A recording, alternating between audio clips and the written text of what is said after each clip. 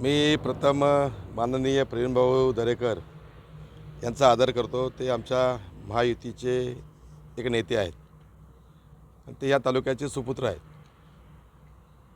मला आत्ताच बाईट कळली की माननीय प्रवीण दरेकर साहेबांनी चंद्रकांत कळंबे हे जिल्हा परिषदेमध्ये बसून ठेका घेतात, ठेकेदार आहेत। माझं चित्र उघडं आहे।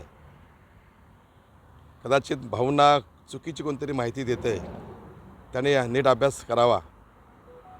कारण मी स्वतः ठेकेदार नाही, मी 35 वर्ष राजकारणामध्ये आहे।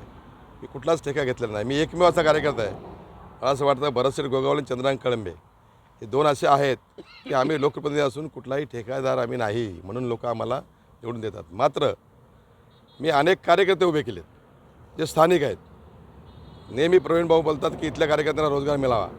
त्या कार्यकर्त्यांना या ठिकाणी आम्ही उभे केले। त्यांना छोटी मोठी कामं आम्ही जिल्हा परिषद पंचायत समितीच्या माध्यमातून, आमदारकी, खासदारकी किंवा शासनाच्या योजनेच्या माध्यमातून दिलेली आहेत।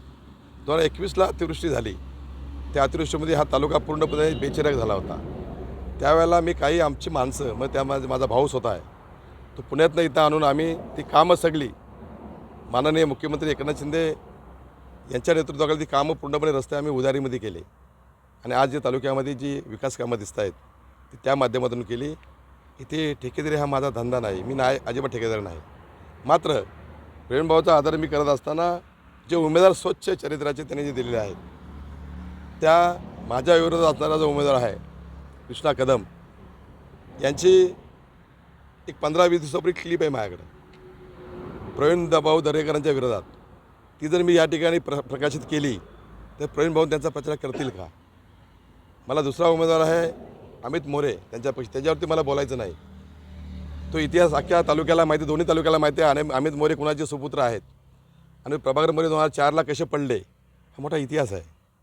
माझी विनंती आहे, भाऊंचा आम्ही आदर करतो, कुणातरी ऐकून आम्हालाही त्यांचा अनादर होईल असं आमच्या तोंडातून जाऊ नये। कारण ही स्थानिक निवडणूक आहे, ही होतीला जातीला, तुम्ही तालुक्यातला तुमचा आमचा स्वाभिमान आहे। पण हे सगळं करत असताना चुकीच्या टीका कोणातरी ऐकून करू नका, अन्यथा आम्हालाही बऱ्याचशा गोष्टी आमच्याकडे आहेत त्या आम्हाला बाहेर काढाव्या लागतील।